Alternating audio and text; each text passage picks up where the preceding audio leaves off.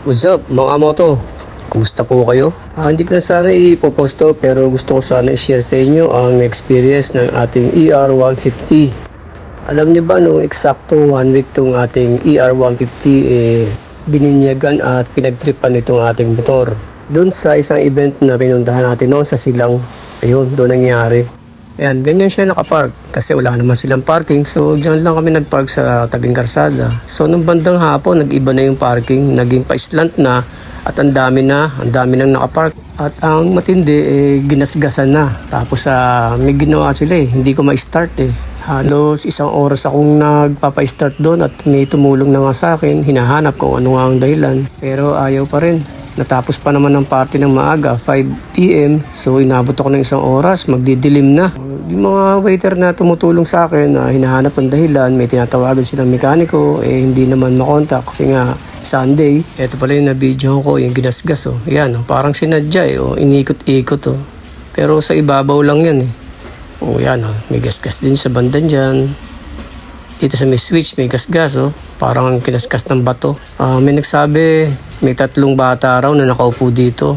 Bali, ang dumi niyan ang dumi. Makikita mo yung mga bakas ng tapak ng mga bata tsaka yung mga pagkaing natunaw. Siguro cotton candy yun na natunaw. Wala na, pinunasan ko na kasi malagkit So, ayun na nga, inabot na ako ng dilim. Hindi ko na nabidyohan yung mga pangyayari.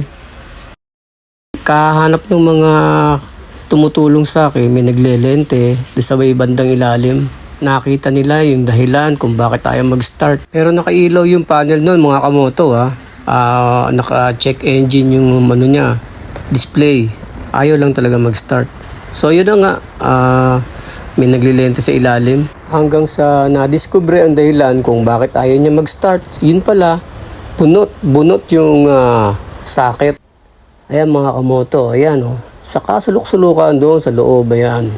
Sabi ng mekaniko, sa FI daw yan sakit ng FI. So imposible naman yung bata dudukutin pa para lang bunutin, di ba? Ibig sabihin, may alam sa motor yung gumawa niyan. Alam niya kung ano yung bubunutin niya Talagang pinagtripan lang talaga ako. Marami din namang nakapark na motor doon, hindi lang yung sa akin.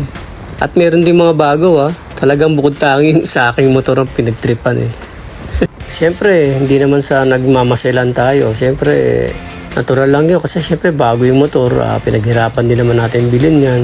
Diba? Parang masakit lang sa kalooban na ganun magkagasgasan. 1 linggo pa lang diba? Pero talagang normal naman talaga yan sa mga sasakyan. Hindi natin maiiwasan yan na magasgasan. Pero pag sinadya, diba? Wala tayong magagawa pag sinasadya na. After 2 days, binilikan ko yung venue para tingnan kung may CCTV. Pero walang CCTV doon sa lugar. Gusto ko lang sana makita kung sino ang gumawa, di ba?